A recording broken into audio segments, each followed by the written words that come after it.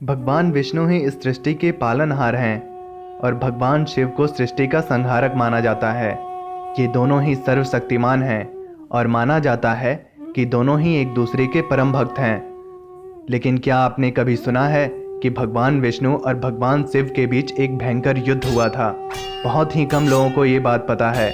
इन दोनों के बीच भी एक भयंकर युद्ध हुआ था। तो फिर यह युद्ध कितने दिनों तक चला था? इस युद्ध का इस सृष्टि पर क्या प्रभाव पड़ा था? इस युद्ध में कौन विजयी हुआ था? ये काल चक्र है। इस काल चक्र में मैं आप सबका अभिनंदन करता हूँ। आज हम भगवान विष्णु और भगवान शिव के बीच होने वाले महाप्रलयकारी युद्ध की कथा सुनेंगे। एक दिन जब माता लक्ष्मी अपने पिता समुद्र देव से मिलने आई, तब उन्होंने देखा कि उनके पिता काफी चिंतित प्रतीत हो रहे थे। उन्होंने उनसे उनकी चिंता का कारण पूछा। तब समुद्र देव ने कहा, पुत्री, मैं तुम्हारे लिए अति प्रसन्न हूँ कि तुम्हारा विवाह श्री हरि विष्णु के साथ हुआ है। लेकिन तुम्हारी 5 बहनें सुवेशा, शुकेशी, समीशी, सुमित्रा और वेदा भी मन ही मन विष्णु देव को अपना पति मान चुकी हैं और उनको पाने के लिए कठोर तपस्या कर रही हैं। यह बात सुनकर माता लक्ष्मी भी अत्यंत चिंतित हुईं और वैकुंठ धाम वापस आ गईं। वापस आकर माता लक्ष्मी ने भगवान विष्णु से कहा, हे प्राणनाथ, आज मुझे विश्वास दिला दीजिए कि आपके संपूर्ण हृदय में केवल और केवल मेरा स्थान है। भगवान विष्णु ने कहा, देवी, आप इस सत्य से अनभिज्ञ नहीं हैं कि मेरे हृदय के आधे भाग में केवल महादेव हैं। मैं कैसे कह दूं कि मेरे संपूर्ण हृदय में आप हैं? इस पर देवी लक्ष्मी ने कहा, तो फिर शेष आधा भाग तो मेरे लिए होना चाहिए। भगवान विष्णु ने कहा, देवी, मैं जगत का पालनहार हूँ। शेष आधे भाग में मेरे अनेक भक्त जो मुझे प्रिय हैं, ये संसार जो मुझे प्रिय है, ये सब भी मेरे हृदय के आधे भाग में आपके साथ रहते हैं। देवी लक्ष्मी ने कहा, ये संसार मुझे भी प्रिय है स्वामी, किंतु मेरे हृदय में केवल आप हैं। मुझे आपका प्रेम संपूर्ण रूप से ही चाहिए। यदि ये संभव नहीं तो आप मुझे अपने हृदय से निकाल दीजिए। यहाँ दूसरी तरफ देवी लक्ष्मी की 5 बहनें तपस्या में सफल हुईं और भगवान विष्णु ने पाताल लोक आकर उन्हें दर्शन दिया और उनसे मनवांछित वरदान मांगने को कहा।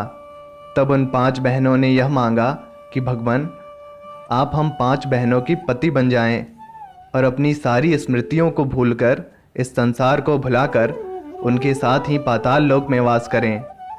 भगवान विष्णु ने उन्हें तथास्तु कहा और उनके साथ ही पाताल लोक में वास करने लगे।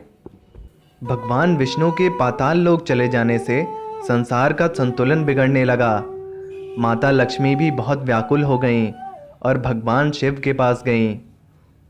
वहाँ माता पार्वती ने उनसे कहा, हे देवी, भगवान विष्णु तो जगत पालक हैं।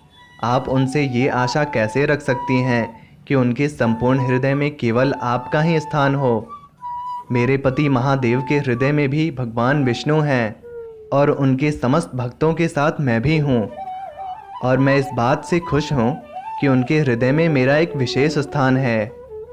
यह बात सुनकर देवी लक्ष्मी को अपनी भूल का एहसास हुआ।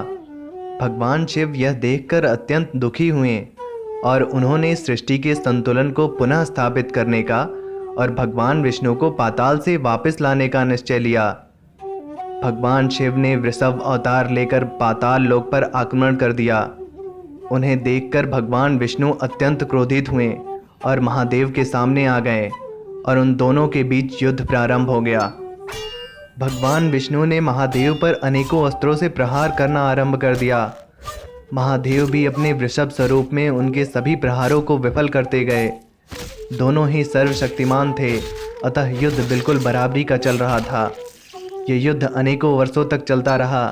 किसी को भी इस युद्ध की समाप्ति का उपाय समझ नहीं आ रहा था।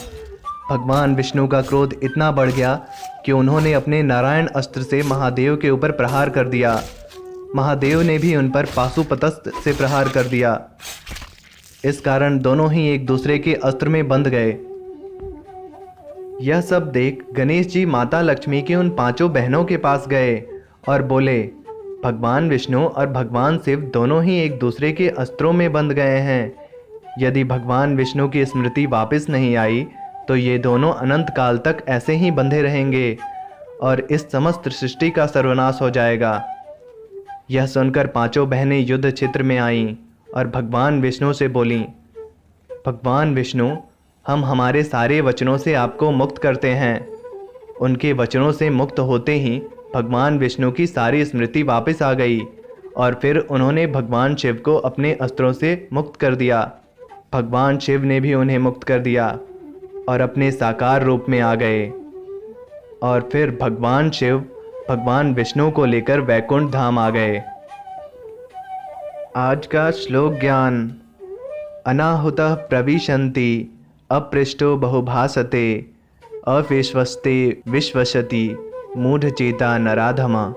अर्थात बिना बुलाए स्थान पर जाना, बिन पूछे बहुत बोलना, विश्वास नहीं करने लायक व्यक्ति पर विश्वास करना, ये सभी मूर्ख और बुरे लोगों का लक्षण है। अगर आपको हमारी ये प्रेरणादायी पौराणिक कहानी पसंद आई है तो हमारे इस वीडियो को लाइक करें और ऐसी बहुत सारी पौराणिक कहानियाँ जानने के लिए हमारे इस चैनल को जरूर सब्सक्राइब करें। धन्यवाद।